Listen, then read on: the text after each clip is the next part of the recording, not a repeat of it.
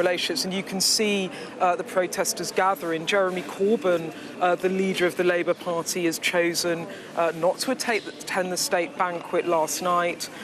He is also going to address this rally later today, and in some ways it's perfect for Jeremy Corbyn because most of his supporters deeply dislike the President of the United States, and there's nowhere happier for Jeremy Corbyn than being at a protest and speaking to a rally. That's been his politics for 3 decades or more. But it does throw up broader issues about whether or not Jeremy Corbyn in number 10, what implications that could have on the special relationship between the US and the UK in terms of if he can't shake hands or speak face-to-face with the US president, would that have a potential knock-on effect in terms of the UK's ability to do a trade deal with the US post-Brexit, but also just in terms of security and intelligence sharing?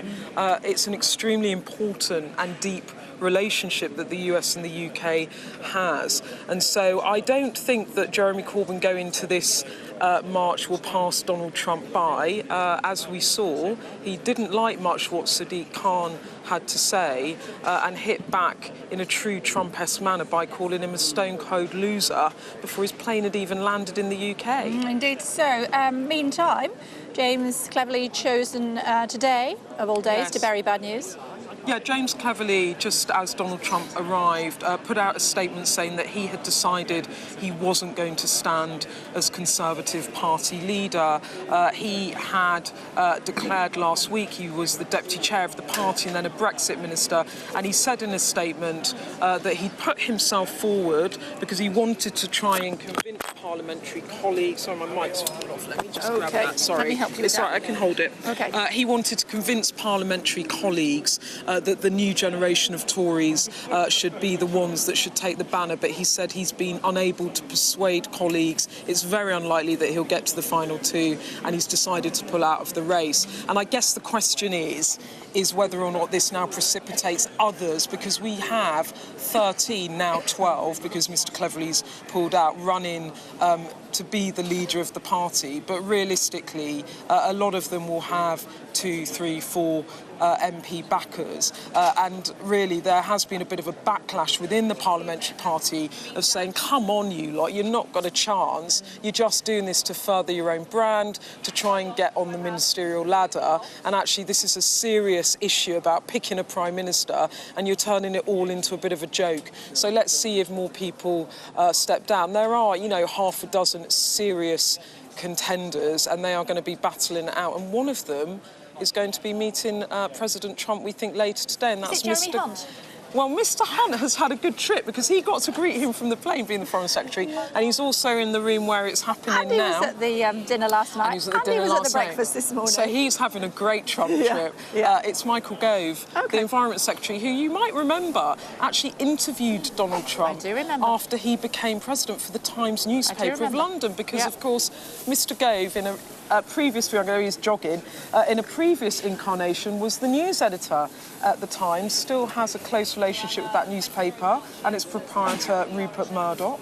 And indeed, Mr Gove, it seems, has been asked to meet with Donald Trump later today. As I understand it, Mr Raab hasn't had an invite extended. Neither has so far Boris Johnson. Not sure about Mr Farage. He's still saying he hopes to meet the president. Let's see if that happens.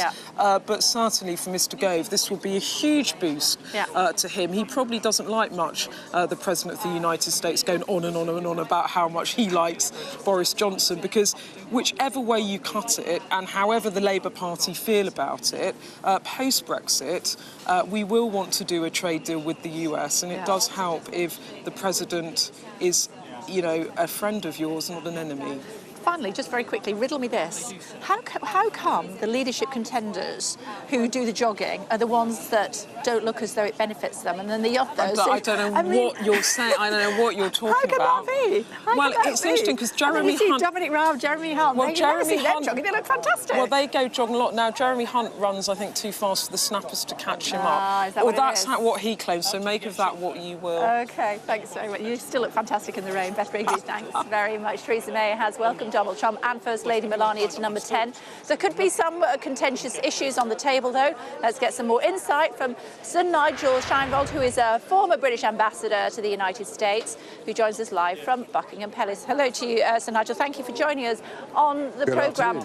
Talk to us about these sort of events. How challenging are they for the diplomats behind the scenes? Well, you have to work with the subject matter, and I think both sides have realised that one side of this is pageantry and history, but the other side is working out whether there really is a shared agenda and a shared worldview between these two countries today, and whether history has sort of moved on.